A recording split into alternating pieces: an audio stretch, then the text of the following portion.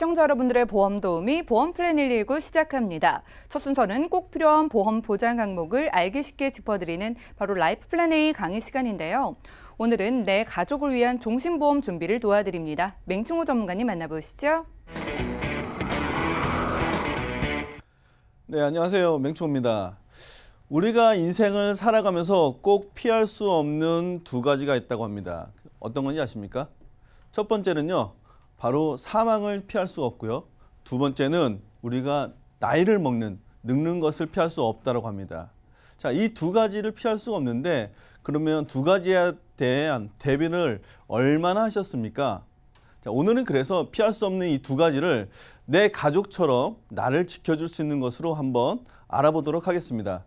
자, 알아보기 이전에 곧 점심시간이 도래할 텐데요. 자, 제가 질문 하나 드릴게요.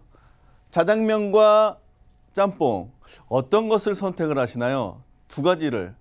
우리는 이럴 때 선택할 수 없다라는 기로에 놓이기 때문에 두 개를 합해서 짬짜면이라는 것을 만들어냈습니다. 그러면 두 가지를 선택할 수 없을 때 나는 둘 다 먹을 거야. 좋지 않습니까? 자, 피할 수 없는 두 가지. 오늘은 이 짬짜면처럼 피할 수 없는 것을 한 번에 같이 모아보도록 하겠습니다. 그중에서 첫 번째 종신에 대해서 알아보도록 하겠습니다. 자, 통계를 보니까요, 사망자가 계속 해마다 증가한다는 것을 알 수 있어요. 2000년도 이전에 보니까 23만 명 정도가 평균적으로 사망을 했었습니다. 그 이후에 점차적으로 사망자 수는 늘어났었고요. 계속 증가하다 보니까 현재 시점에 보면 28만 6천 명 정도가 평균적으로 사망을 하고 있습니다. 자, 우리는 사망을 이야기하기 싫지만은 결국에는 해마다 28만 6천 명 정도가 사망을 하고 있다는 거죠. 어느 호스피스 원장님 같은 경우에는요, 이렇게 한다고 합니다. 아침마다 가족들과 뜨거운 포옹을 하고 나오고, 그리고 항상 안주머니에 유서를 준비한다고 합니다. 그래서 마지막 생을 사는 것처럼 뜨겁게 산다고 하는 그런 말씀을 제가 들은 적이 있는데요. 그런 것처럼 내가 언제 도래할지는 모르지만은 항상 준비하는 마음으로 생을 살아간다면 이것도 역시 즐거운 삶이 아닌가 싶은 생각을 해볼 수 있습니다. 그러나 우리가 피할 수 없는 진실 앞에서는요, 뭔가 대비를 해야 되지 않을까 싶습니다. 자, 그래서 만약에 가장이 부재한다면 우리 가족들은 얼마 정도의 비용을 필요하면 될까 또 봤더니요, 통계를 보니까 생활비는 약 8,500만 원 정도가 필요할 거고요. 그 다음에 내가 자녀가 있다면 자녀의 양육비는 2억 6천만 원 정도가 필요할 겁니다. 그리고 내가 만약에 아파트라든가 집이라든가 아니면 또 다른 가계 부채가 있다면요, 이런 부채를 평균적으로 봤을 때는 8,600만 원 정도의 가계 부채를 남기게 될 겁니다. 이걸 합하면요, 4억이 넘어가죠. 그러면 기본적으로 4억이 넘는 금액이 내 가족들의 부담액으로 남을 수밖에 없다라는 겁니다. 자, 줄여볼까요, 한번? 그러면 생활비를 줄여서 생활을 한번 해보고요. 그리고 양육비도 좀 줄여보겠습니다. 학원도 좀 저렴한 데 보내고 학원 개수도 줄여보고. 자, 줄여볼 수 있겠죠. 가계부채는 어떨까요? 가계부채만큼은 줄일 수 없습니다. 그래서 큰 질환에 걸렸을 때나 아니면 이런 사망 시 가장 큰 문제는 바로 가계부채라고 합니다. 하기 때문에 최소한의 가계부채 이상과 그리고 최소한의 생활비를 준비하는 것이 지금 이 시대를 살아가는 가장의 최소한의 역할이 아닌가라는 생각을 해볼 수 있습니다. 자, 또 하나 피할 수 없는 진실 중에 하나가 바로 노후일 텐데요. 그러면 노후가 왔을 때 내 생활은 어떨까요?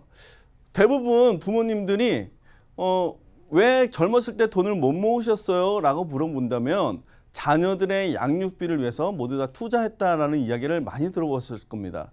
그러면 만약에 노후 준비를 하고 계신 분들은 그러면 어떻게 하고 계시나요? 라고 봤더니요, 대부분이 국민연금의 50% 이상이 의존을 하고 있습니다. 나머지 분들은 뭐 퇴직연금이라든가 부동산, 뭐 사적연금, 예적금을 활용하고 있다고 합니다. 자, 이렇게 보니까 저축을 잘하고 계시네요. 준비를 잘하고 계시네요. 자, 이렇게 잘하고 계신 분들이 얼마나 되는지를 또 통계를 살펴보니까요. 약 44.6% 정도만 시작을 했다라고 이야기했습니다. 모두가 준비가 끝난 것도 아니고요. 시작하신 분만 해도 44% 정도밖에 안 됩니다. 나머지 55% 정도 되시는 분들은 아직 시작도 못 하셨다는 거죠. 자, 시작을 못한 이유가 무엇입니까? 라고 봤더니요. 빠듯한 소득 때문에 못 하셨다는 분들이 가장 많았었고요. 그 다음에 자녀 교육비. 우리가 많이 들어봤죠. 세 번째로 고정 수입이 불확실하다. 자, 이것을 합해보니까요. 가장 많은 대답을 하신 분들이 결국에는 돈이었다는 거죠. 현재 내가 미래를 위해서 저축해야 될 돈이 부족했다라는 답변이 가장 많은 답변을 차지했다는 것을 알 수 있습니다. 자, 그렇다고 해서 내 노후가 안 올까요? 만약에 내 노후가 왔는데 나는 이러한 이유 때문에 준비를 못했습니다. 그러니까 내 노후를 늘려주세요. 나중에 오게 해주세요. 가능할까요? 만약 이런 이유 때문에 내가 모은 돈이 부족하니까 나한테 돈을 조금 더 많이 주세요라고 누군가한테 신청을 한다면 받아들여질까요? 우리는 이런 이유가 있지만은 결국에는 피할 수 없는 미래는 다가온다는 겁니다. 자, 하기 때문에요. 준비할 수밖에 없는데 오늘 제가 말씀드리는 것은 피할 수 없는 두 가지를 한 번에 모은다라는 말씀을 드렸잖아요. 자, 한번 모아보겠습니다. 그래서 타이틀을 제가 두 마리 토끼라고 했어요. 두 마리 토끼를 한번 잡아보도록 하겠습니다. 자, 첫 번째 나눴을 때 보면은 앞에서는 보장이고요. 후반부에는 내가 노후에 왔을 때 내가 노후 생활비를 이야기하고 있습니다. 자, 예시를 위해서 40세 시점에 가입을 했고요. 65세 시점부터 내가 노후가 시작된다라고 가정을 한번 해보도록 하겠습니다. 자, 돈을 모을 수 있는 기간은 얼마나 될까요? 25년이긴 하지만 25년 동안 생활비도 써야 되고 아니면 자녀 양육비라든가 빚을 탕감하기 위해서 모든 기간 동안 돈을 모을 수는 없겠죠. 그래서 약 10년 정도만 돈을 모으는 것으로 한번 설정을 해봤습니다. 10년 동안 33만 원 정도를 모으면서 내 보장 자산은 1억입니다. 자, 노후가 되기 전까지 가장의 최소한 금액으로 1억을 준비할 수 있도록 했고요. 자, 1억이 모으고 나서 10년이 지나고 나면 그 다음부터 안정적으로 돈을 불려야 되기 때문에 최저보증 2.75%로 돈을 불리도록 하겠습니다. 그랬더니요, 어떤 현상이 발생되냐면 자, 4천만 원 정도를 내가 돈을 모았고요. 그 다음에 보장자산으로 1억을 준비했고요. 생활비로 나중에 65세부터 7천만 원 정도 되는 돈을 수령할 수 있게끔 됐습니다. 자, 두 마리 토끼가 잡히지 않았나요? 보장도 하면서 그 다음에 내가 노후에 생활비를 쓸 수 있는 기간도 설정을 했습니다. 자, 물론 연금을 받는 것은 아니기 때문에요. 설정 기간은 필요했었고요. 언젠가는 또 사망은 하겠죠. 자, 사망을 하게 되면 내 장례비로 1,000만 원을 남겨둘 수 있도록까지 했습니다. 이렇게 되니까 세 마리 토끼가 되겠네요.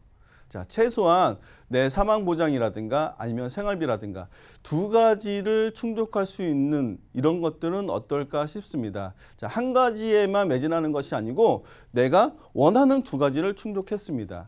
정리를 한번 해보도록 하겠습니다. 자, 가입 연령은 30세부터 74세까지인데요. 자, 여성 기준입니다. 그래서 남성 같은 경우는 평균 수명이 안타깝게 좀 짧기 때문에 68세까지만 가능하고요.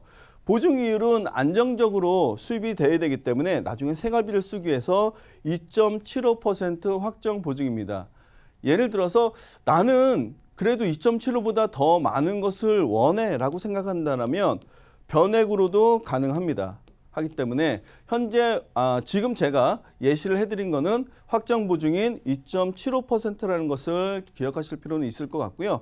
자, 선택은 일반형과 저해지형 둘 중에 한 가지를 선택할 수 있는데요. 차이점은 무엇이냐면 일반형은 해지했을 때 해지환급률이 조금 더 높다라는 겁니다. 그런데 내가 절대 납입기간 동안 해지하지 않고 나중까지 유지하면서 더 큰 돈을 쓸 거야라고 한다면 저해지형을 선택을 하면 납입보험료에 대한 할인을 받을 수 있습니다. 그러니까 조금 더 저렴한 비용으로 생활비를 준비할 수 있다는 것을 알 수 있습니다. 자, 마지막으로 생애 설계 자금 같은 경우에 노후에 내가 생활 자금을 받는 거기 때문에 생활 자금 받는 시기도 정할 수 있지만 언제까지 받는지는 내 목적에 따라서 정할 수가 있습니다. 예시는 20년이었지만 최고 30년까지도 내가 생활비를 수령하는 것을 선택을 할 수 있기 때문에 내 노후 시점과 그리고 수령하는 시점은 자유롭게 선택을 하시면 될 것 같습니다. 이처럼 사망과 노후는 우리가 살아가면서 절대 피할 수 없는 필수 항목인 것처럼 이 두 가지를 준비하는 것도 선택이 아니라 필수가 아닌가 싶은 생각이 듭니다.